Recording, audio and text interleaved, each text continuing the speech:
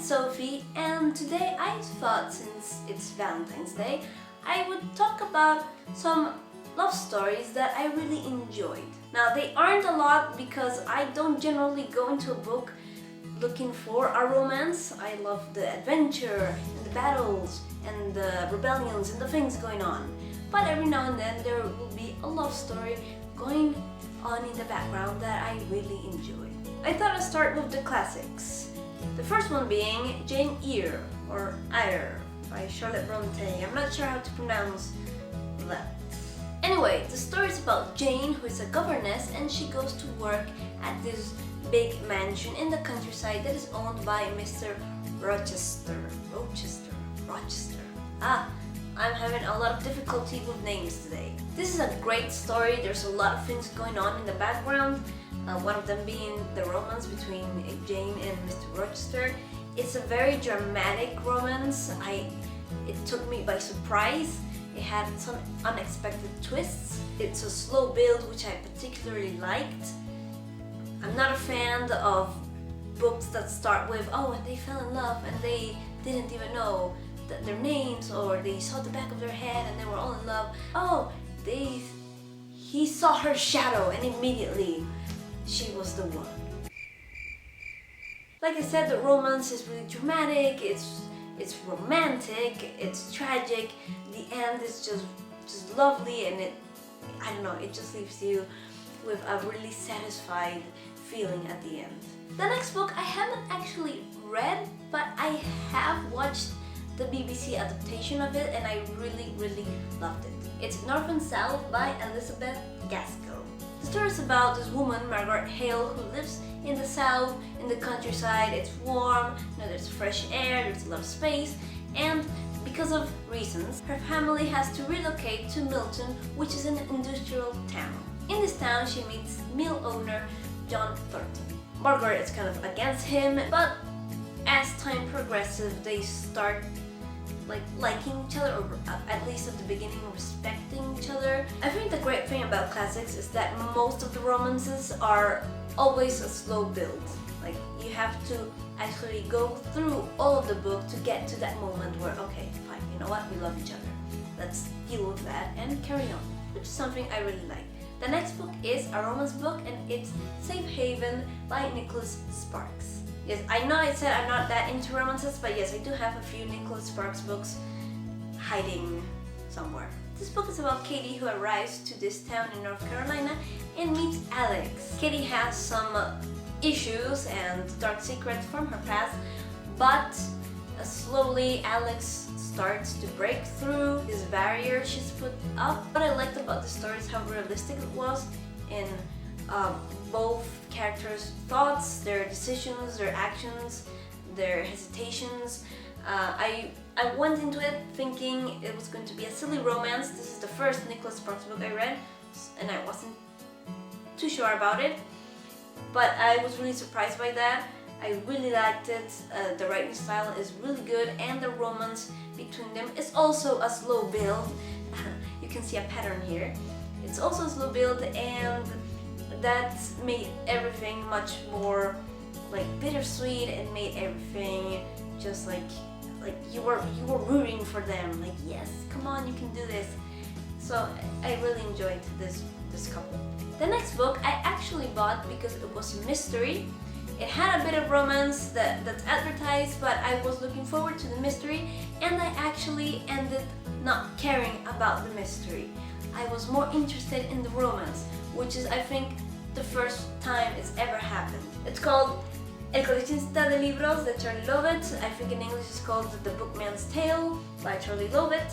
And well, the mystery is that you have this guy, Peter, who is a book collector, and his wife, Amanda, dies, which leaves him just withdrawing from the world. He's in pure denial, grief stages. He doesn't want to interact with anybody. And then just one day, he goes to this bookshop that he always goes to. He collects antique books, and just looking at the shelves, he grabs this book, opens it, and to his surprise there is a painting, a very old painting, and the woman in the painting looks exactly like his wife.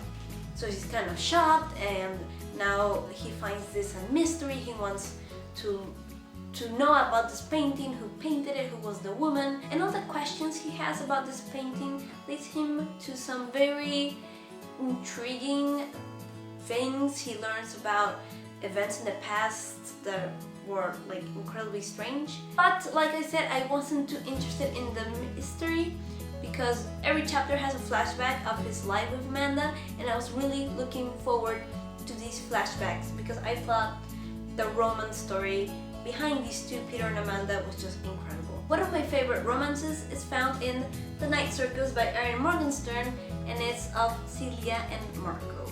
Like I mentioned in a past video, it's difficult to explain this story without giving up too much of the story and spoiling everything. Basically, Celia and Marco are pitted against each other in this game that is created by their masters.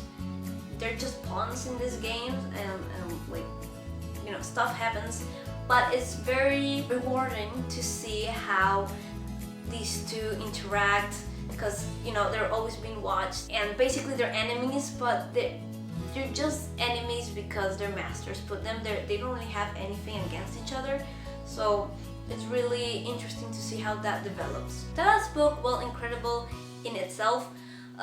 It's not actually a romance book, but there is romance in one part. You'll see what I mean. The book is The Silmarillion by J.R.R. Tolkien. Now, this book is about the creation of Middle-earth, how certain kingdoms were born, why they were born. There's a lot of politics and religion. There's a lot of things going on in this book. But in this book, there is one part that talks about two people that fall in love, etc., etc. And this is called Of Beren and Luthien, and it's very short. Look, it's from the whole book. It's only this. But this story just breaks your heart and makes you want to cry. And every other romance in the history of romantic books is just insignificant in comparison to this. The story is about Beren, who is a man who falls in love with an elf maiden that is called Luthien. Beren sees Luthien in the woods. He falls in love with her. She later on falls in love with him. They get to know each other a lot and they want to get married. They're just happily in love. But Luthien's father, Thingol, who is the king of this elf kingdom he's in, disapproves. Because of course he disapproves. His elf daughter with a man, a filthy man, like, no, it's never gonna happen. So, because he's kind of, I don't know, is spiteful, he says, okay, you can marry my daughter if you go through a set of tasks. Now, the task that Thingol asks Beren to do is that he has to retrieve one of the 3 Silmarils, which are jewels made by an elf. There's a lot of story there, but just there are 3 very important jewels, and that's why the book is called The Silmarillion. The book is actually about these 3 jewels, and the jewels are in the hands of Morgoth. But okay, this guy is like the top villain. Like, Sauron is nothing compared to Morgoth. And okay, so it's like a suicide mission, and the Baron knows it, Luthien knows it. Like, she cries, like, why, Dad, why are you doing this? But Baron loves her so much that he's going to try.